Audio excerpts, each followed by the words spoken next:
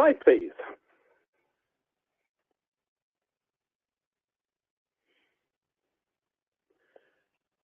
Briefly, the recycling regulation.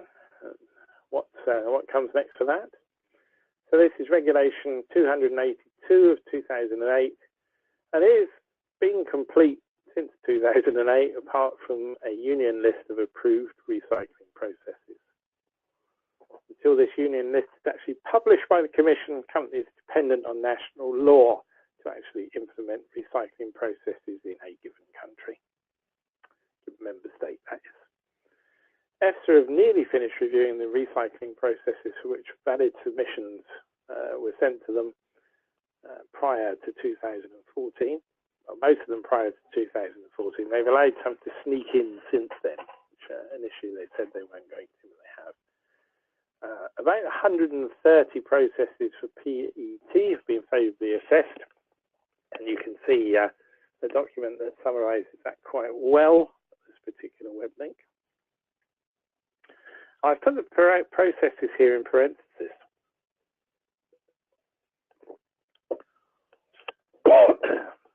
Because in reality, there are only kind of 6 or 7 different processes. And what EFSA got overwhelmed with was receiving dossiers from anybody that implemented one of these 6 or 7 processes in various countries, which was not what was supposed to happen at all. But once it had started to happen, they continued to accept the dossiers, so they had in the end no option really but to evaluate them.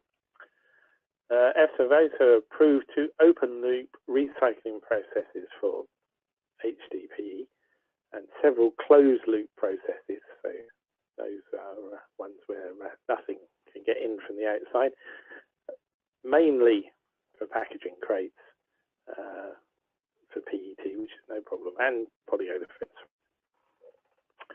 EFSA have yet to announce decisions on most other recycled plastics due to technical safety concerns. And those technical safety concerns tend to be how absorbent the plastic is to contaminants.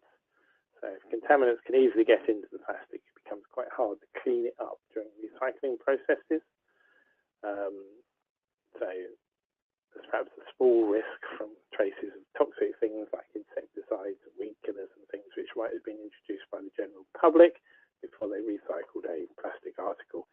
But perhaps more seriously, food can enter the plastic, can go rancid and give you organoleptic problems, in which generally the only solution is to blend the recycled plastic with a bigger amount of virgin plastic until the organoleptic issue is no longer a concern. Anyway, once the assessment process is complete, the European Commission will establish a register of approved processes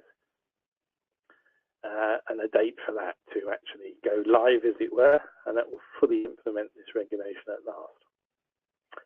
To be said, the whole process has taken longer than expected, and there's still no date after 5 years of work. However, pleased to say that the Commission is currently consulting on establishing a register, so maybe the long wait will soon be over. Certainly hope so. Next slide, please.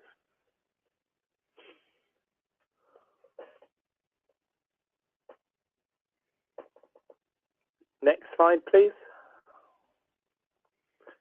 So, the Active and Intelligent Packaging Regulation, number 450 from 2009. This is another one that's complete apart from a union list, in this case of approved substances. EFSA had all the technical dossiers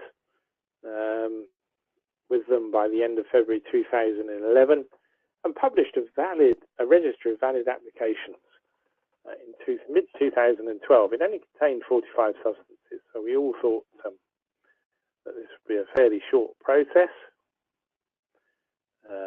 A number of the substances